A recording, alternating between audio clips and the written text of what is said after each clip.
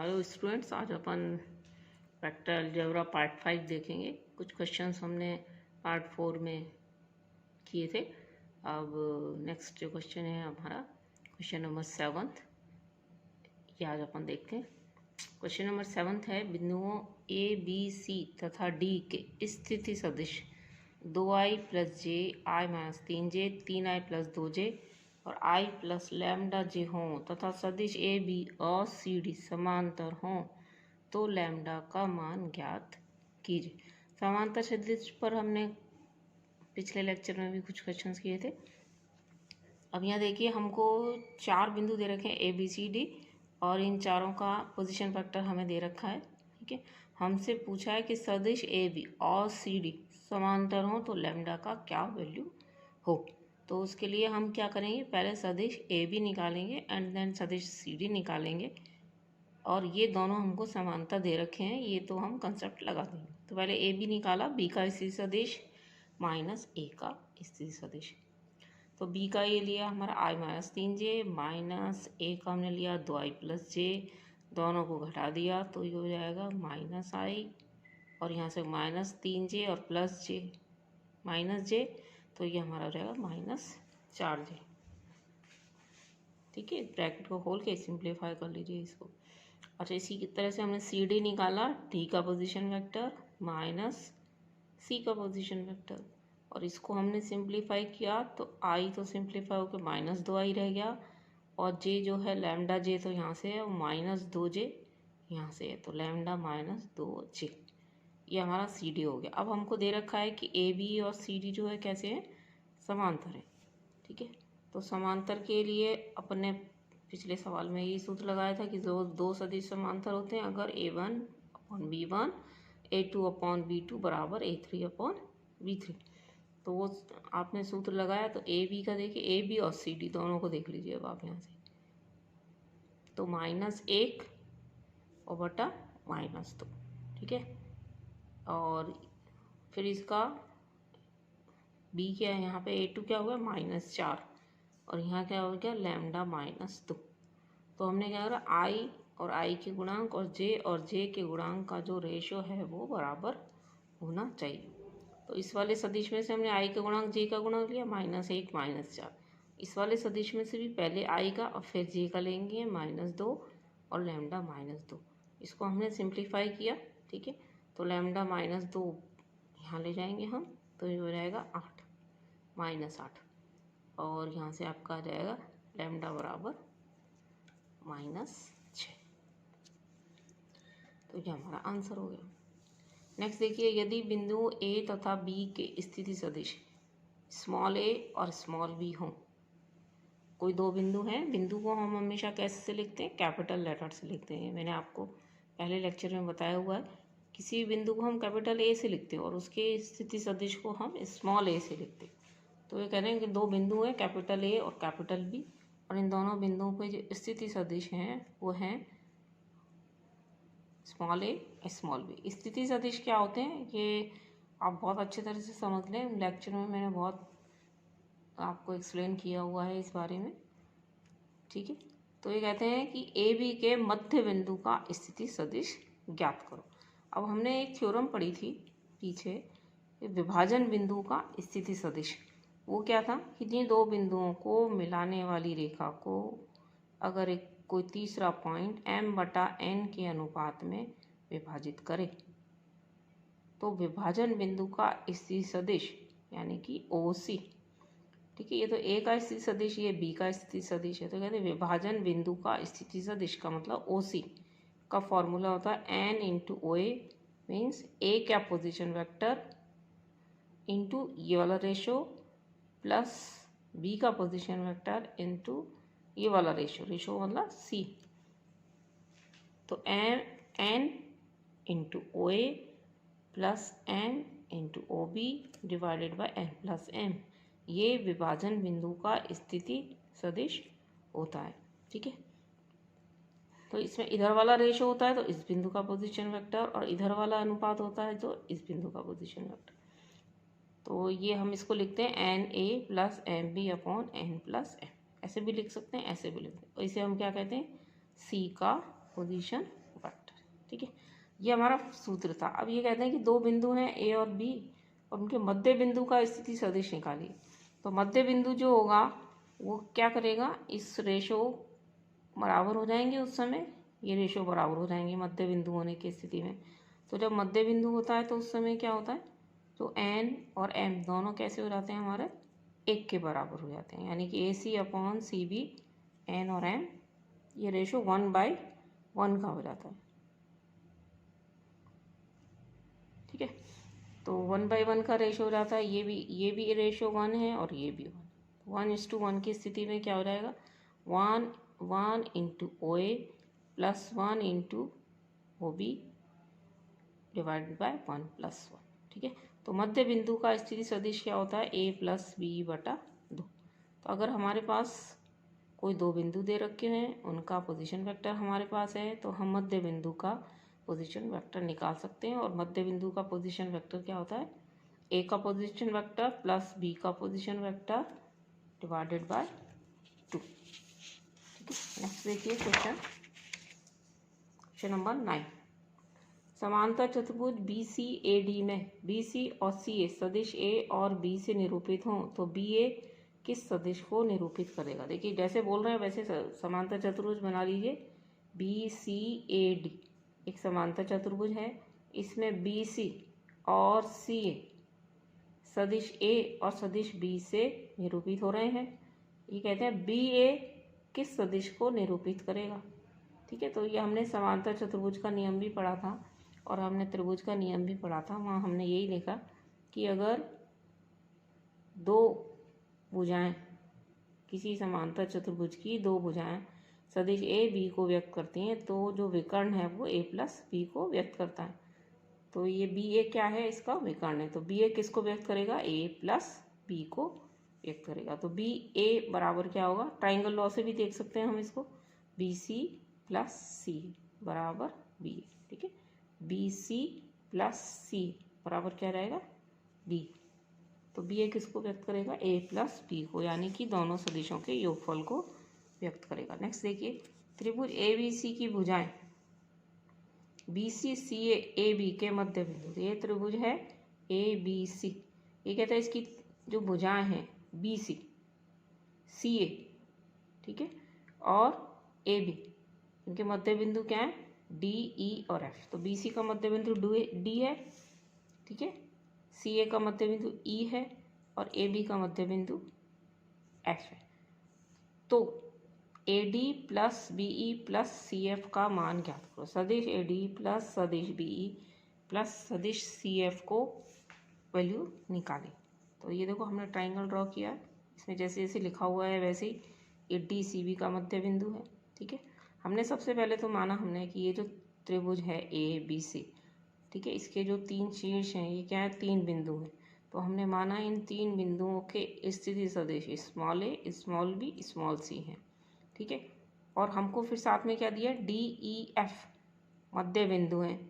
ठीक है, किसके मध्य बिंदु है, डी तो इसका है और ई इसका है और एफ जो है वो ए बी का है। ठीक है, तो हम मध्य बिंदु के स्थिति सदिश का सूत्र लगाएंगे। तो डी का स्थिति सदिश क्या होगा, डी का स्थिति सदिश क्या होगा, बी का प्लस सी का स्थिति सदिश बटा 2। ठीक है, फिर ई का स्थिति सदिश क्या होगा, ई क्योंकि किसका मध्य बिंदु है, सी और ए का, तो सी का पोजीशन वेक्टर प्लस ए का पोजीशन वेक्टर बटा 2।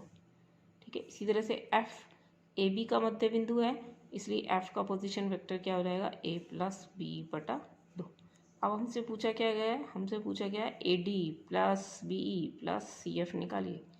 ए D plus B E plus C F निकालिए। फिर अब हम वापस यहाँ लगाएंगे, ए डी मीन्स डी का पोजीशन वेक्टर माइनस ए का पोजीशन वेक्टर। तो डी का कितना है, यहाँ आप ऊपर से देख लीजिए, बी प्लस सी बटा 2 माइनस ए का पोजीशन वेक्टर, ये तो हो गया हमारा ए डी। फिर इसके बाद हम निकालेंगे बी ई। बी ई के लिए क्या होगा, ई का पोजीशन वेक्टर माइनस बी का पोजीशन वेक्टर। तो ई का पोजीशन वेक्टर देखिए ए प्लस सी अपॉन 2 और बी का क्या हो जाएगा हमारा माइनस बी। इसके बाद आपको क्या करना है, सी एफ मीन्स एफ का पोजीशन वेक्टर माइनस ए का पोजीशन वेक्टर, सॉरी सी का पोजीशन वेक्टर। तो एफ का पोजीशन वेक्टर क्या है, ए प्लस बी बटा 2 और सी का पोजीशन वेक्टर हो जाएगा माइनस सी। ये क्या है हम माइनस सी। ठीक है, इसको सिंप्लीफाई करेंगे तो देखिए बी प्लस सी प्लस ए प्लस सी प्लस ए प्लस बी, ये सारे जुड़ जाएंगे। इन सब के नीचे तो क्या आ जाएगा बटा 2 और माइनस ए माइनस बी माइनस सी, इन सब में से माइनस कॉमन लिया तो हो जाएगा माइनस ए प्लस बी प्लस सी। ठीक है, अब इसको यहाँ से देखोगे, यहाँ से 2a 2b 2c हो गया ये। ठीक है, ये वाला क्या हो गया 2a 2b 2c, तो 2 कॉमन लोगे वो 2 कॉमन कट जाएगा और आपके पास बच जाएगा a प्लस बी प्लस सी, और यहाँ से भी क्या है a प्लस बी प्लस सी, तो ये क्या बच जाएगा हमारा 0। ठीक है, और क्योंकि हम सदिशों को जोड़ घटा रहे हैं इसलिए यहाँ 0 नहीं होगा, सदिशों को जो जोड़ते हैं तो एक सदिश राशि मिलती है, तो हमें यहाँ 3 सदिशों को जब जोड़ रहे हैं तो हमें एक सदिश राशि मिलनी चाहिए। तो बाय द वे यहाँ कुछ भी नहीं बचता है, इसका मतलब 0 सदिश बचता है। ठीक है, नेक्स्ट देखिए, नेक्स्ट क्वेश्चन है हमारा 11th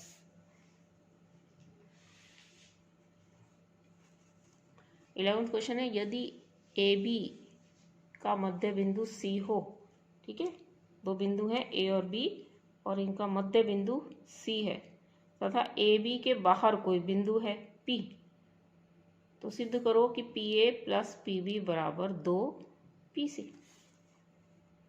ठीक है, सवाल को फिर से देखिए, 2 बिंदु हैं ए और बी का मध्य बिंदु है सी।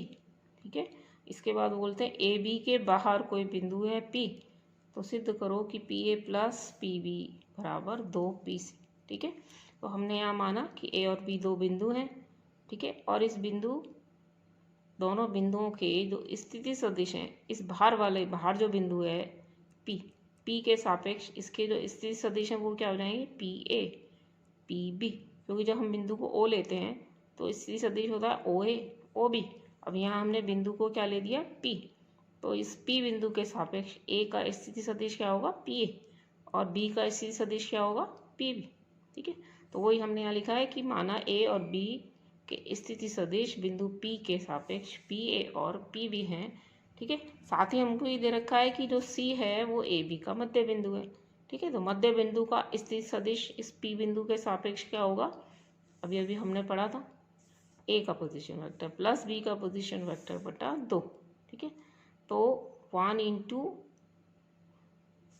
इंटू ए का पोजीशन वेक्टर वो क्या है पी ए प्लस ये वाला 1 इंटू बी का पोजीशन वेक्टर, ये क्या हो गया हमारा P B divided by 1 plus 1। ठीक है, तो पी सी यानी कि सी बिंदु का पोजीशन वेक्टर पी के सापेक्ष पी सी बराबर क्या होगा P A plus P B बटा 2। ठीक है, या इसको आप लिख सकते हो P A plus P B बराबर 2 पी सी।